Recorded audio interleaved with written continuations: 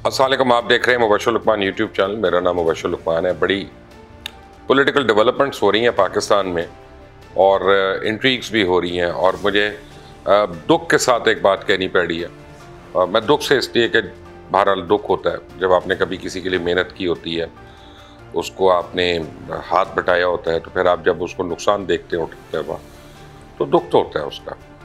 तो आज मैं इमरान खान को देख रहा हूँ और मुझे पता चल रहा है और नज़र आ रहा है कि जिस तरह से उनके अपनी पार्टी के लोग उनके खिलाफ जो है कैंपेनिंग कर रहे हैं, और वो कैंपेनिंग इसलिए कर रहे हैं कि जनाब किसी तरह उनको किसी जगह सीट मिल जाए या वो कहीं पे मुख्तदर हलकों में इस्टेब्लिश हो जाएं। 3-4 लोग जो हैं वो तो बार बार जा रहे हैं, कोशिश कर रहे हैं कि किसी तरह GHQ में इमरान खान साहब की मुलाकातें हो जाएं, और वो अगर एक भी मुलाकात होती है तो उनका ख्याल होता है कि वो अब सिनारियो चेंज कर लेंगे।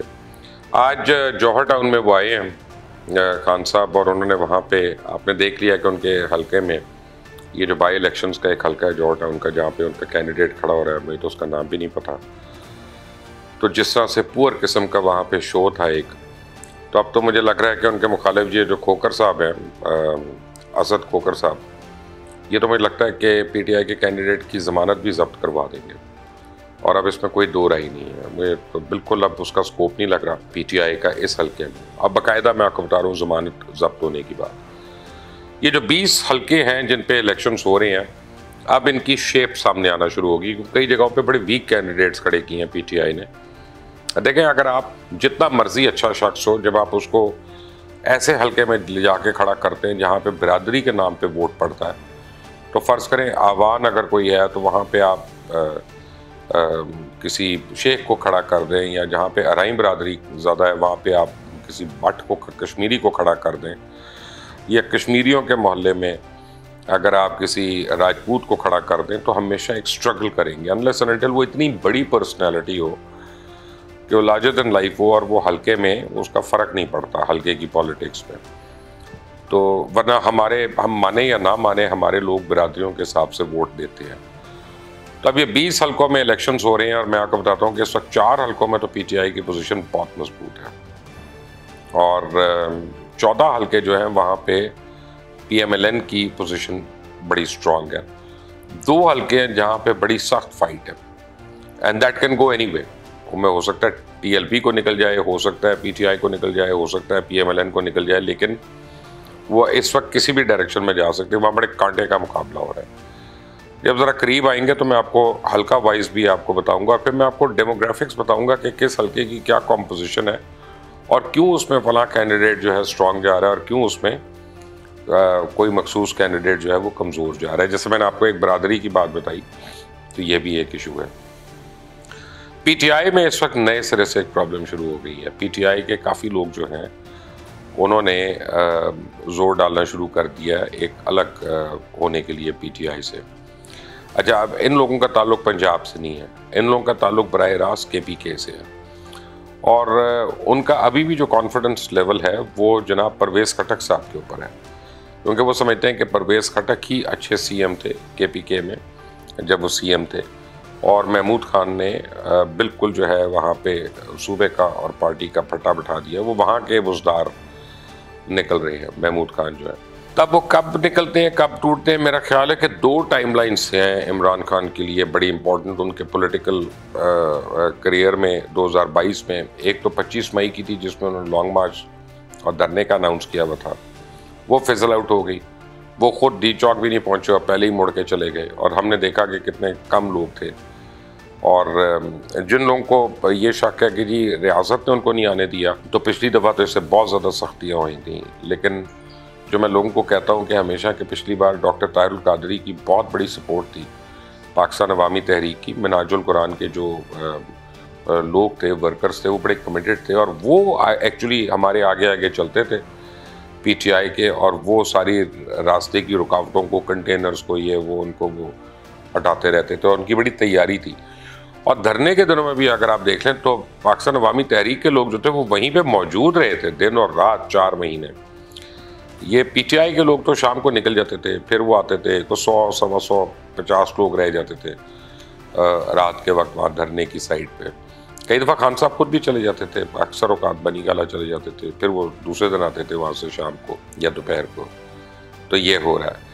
अब फॉरेन फंडिंग केस के ऊपर इलेक्शन कमीशन ने अपना फैसला महफूज किया हुआ है और लगता ही है कि इलेक्शन कमीशन जो है वो उसके 2 फैसले हो सकते हैं, लेकिन जो दूसरा फैसला है वो उसमें जिसमें 8 या 9 वो अफराद जिनके नाम पे अकाउंट से और उसमें वो फंड्स आए तो वो भी बैन हो सकते हैं। तो उसमें इमरान खान साहब का भी नाम आता है। तो अगर वो हो जाते हैं तो पाकिस्तान तहरीक इंसाफ को किसी और नाम से रजिस्टर करना पड़ेगा। ये प्रॉब्लम पाकिस्तान पीपल्स पार्टी को भी हुई थी।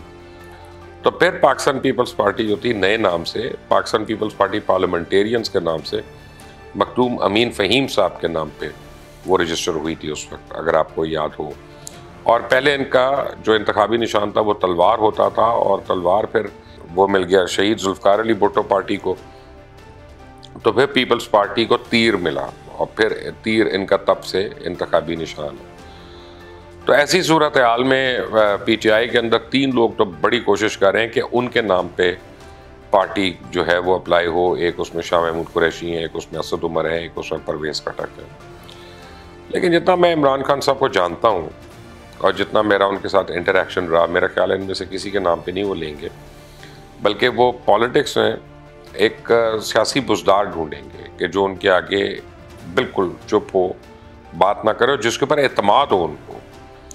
तो मुझे जो एक्चुअल फोर्सिएबल नाम लगता है वो सैफुल्लाह नियाज़ी साहब का लगता है कि सैफुल्लाह नियाज़ी के नाम पे नई पार्टी जो है वो रजिस्टर होगी। वो उनकी रिश्तेदारी भी है, अजीज़दारी भी है, ट्रस्टेड हैं, बचपन से ट्रस्टेड हैं।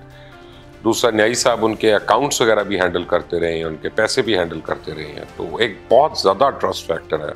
और जब खान साहब बिल्कुल मसरूफ़ थे प्राइम मिनिस्टरशिप के पहले दौर में, तो उनको लग रहा था कि पार्टी जो है वो डिसरे में हो रही है, तो उन्होंने सैफुल्लाह नियाज़ी को वो पोजीशन दी थी कि वो पार्टी को रीऑर्गेनाइज करे और उसको मुस्तहकम करें। तो उनका बड़ा ट्रस्ट फैक्टर है वहाँ पे। तो ऐसी सूरत में क्या होगा? ऐसी सूरत में ये होगा कि दूसरी जो टाइमलाइन थी, एक तो 25 मई की मैंने आपको बताई, और दूसरी टाइमलाइन जो है ये 17 जुलाई की है कि बाई इलेक्शन का रिजल्ट जब आता है और अगर नून लीग उसमें मेजॉरिटी ले जाती है, कि जो कि लग रहा है कि वो ले जाएगी, तो फिर पाकिस्तान तहरीक इंसाफ के जो अंदरूनी इख्तलाफात हैं वो खुलकर सामने आना शुरू हो जाएंगी, क्योंकि 1 साल दूर रह जाएंगे जनरल इलेक्शंस जो हैं। और इतनी दूर अगर वो रहें तो फिर कैंडिडेट्स हैं वो अपने अपने फ्यूचर का सोचना शुरू हो जाएंगे। एक और पाकिस्तान तहरीक इंसाफ के कैंडिडेट्स का जो प्रॉब्लम है वो ये है कि जी हम 8 करोड़ 10 करोड़ रुपया इलेक्शन में लगाते हैं और भरपूर इलेक्शन लड़ते हैं और हमें कह देती है पार्टी की कोर कमेटी का इस्तीफ़ा दे दो, तो जैसे नेशनल असेंबली में हुआ, तो फिर हम क्या करेंगे, हमारा तो टोटल लॉस हो जाएगा। और फिर आपको पता है ये सियासतदान ऐसा सोचते हैं कि यार 4 साल होंगे तो हम इतना रिकवर कर लेंगे। अगर इलेक्शन ही 1 साल के लिए लड़ रहे हैं तो अनलेस और अनटिल जो उन इलाकों के स्टॉलवॉर्ड्स हैं जो एग्जिस्ट करते हैं उन इलाकों में जिनका वो हल्का है ही है, कॉन्स्टिट्यूंसी है जिस फैमिली की, दूसरे के लिए वहाँ पे लड़ना बहुत मुश्किल हो जाता है। IMF जो है उसने पाकिस्तान को बड़ा खुलकर बता दिया। उसने कहा कि जी आपके मुल्क में जो डॉलर की कीमत है वो किसी इंटरनेशनल प्रेशर की वजह से नहीं और आपके रुपए की वैल्यू की वजह से नहीं है। रुपए की असल वैल्यू इस वक्त IMF के मुताबिक 185 रुपये बनती है। तो अब खबरें ये आ रही हैं कि पाकिस्तान के जो बैंक्स हैं वो जो है ये घिनौना कारोबार कर रहे हैं और डॉलर्स खरीदो फरोख का, और उसमें वो डॉलर्स की प्राइस को आर्टिफिशियली ऊपर लेके जा रही हैं। और क्योंकि स्टेट बैंक आपको पता है कि पिछली हुकूमत ने साइन कर दिया था और वो टोटली डिपेंडेंट है वर्ल्ड बैंक के ऊपर, और वो हुकूमत पाकिस्तान की तो सुनता नहीं है, उनके अंडर नहीं आता, ना गवर्नर स्टेट बैंक आता है उनके अंडर, ना उसको चार्ज किया जा सकता है, ना उसको नैब में या एंटी करप्शन में या FIA में किसी भी जगह उसको तलब किया जा सकता है। तो अपनी मनमानी कर रहे हैं। लेकिन हो ये रहा है कि ये हुकूमत थोड़ा सा स्टेबल होना शुरू हो गई है, और उसमें एक अच्छी चीज़ ये है कि इनको हुकूमत चलाने के लिए अगले 1 साल के लिए $6 बिलियन चाहिए थे। तो आज सऊदी अरेबिया से जो कमिटमेंट्स आई हैं आज की तारीख में, उनके बाद लगता ही है कि इनको बाय जुलाई एंड इंशाल्लाह 8-8.5 बिलियन डॉलर जो हैं वो हुकूमत चलाने के लिए अवेलेबल होंगे। तो जब आपका सरप्लस $2 बिलियन होता है और आपके रिजर्व में होता है, तो फिर आपके अपने डॉलर्स वगैरह जो हैं वो भी गिरना शुरू होगा और इवेंचुअली ये कम होगा। मेरा ख्याल है कि एनीवेयर बिटवीन 185 टू 188 यहाँ पे आकर डॉलर जो है 2-3 महीने के बाद सेटल होगा। लेकिन 3 महीने के बाद एक अच्छी खबर सुनने के लिए आ रही है, और वो ये है कि आलमी सतह पे पेट्रोल की कीमत जो है वो कम हो सकती है, क्रूड ऑयल की कीमत कम हो सकती है और काफ़ी कम हो सकती है। तो मिफ्ता इस्माइल ने एक बड़ा अच्छा एग्रीमेंट किया और ये उनको दाद देनी पड़ेगी कि उन्होंने IMF से जो एग्रीमेंट किया वो ये कि हमने अब सब्सिडी हर किस्म की ख़त्म कर दी है फ्यूल के ऊपर से। तो अब जब इंटरनेशनली प्राइसेस कम होंगी तो हम अब इधर पाकिस्तान में अपने कंज्यूमर्स के लिए वो प्राइसेस कम कर देंगे। तो और इस पे IMF ने एग्री किया हुआ है। तो यानी अब ज़ोर ज़बरदस्ती जो है हुकूमत जो है उसको वहीं पे नहीं रखेगी जहाँ पे अभी है। तो उम्मीद है कि आने वाले दिनों में अगले 2-3 महीने के बाद पाकिस्तान में ज़रा संभाला आएगा, मईशत के लिए भी संभाला आएगा, हमारी करेंसी जो है वो भी बेहतर होने के चांसेस हैं। और उम्मीद है कि वो हमारे दोस्त जो स्टॉक मार्केट में गेम्स वगैरह खेलते रहते हैं और सट्टा खेलते रहते हैं, वो भी अब फॉर वंस इस मुल्क के लिए खेलेंगे। अपनी ज़ात के लिए तो इतना है कि अगर वो रोज़ करोड़ रुपया भी खर्च करें तो मरने तक उनका पूरा नहीं होगा। तो मैं उनको भी रिक्वेस्ट करूंगा कि पाकिस्तान के लिए करें जो भी करना है और अपनी जेबों को भरना मज़ीद छोड़ दें। इस चैनल को सब्सक्राइब करिएगा, बेल आइकॉन को प्रेस करें। अंटिल नेक्स्ट टाइम, अल्लाह हाफ़िज़।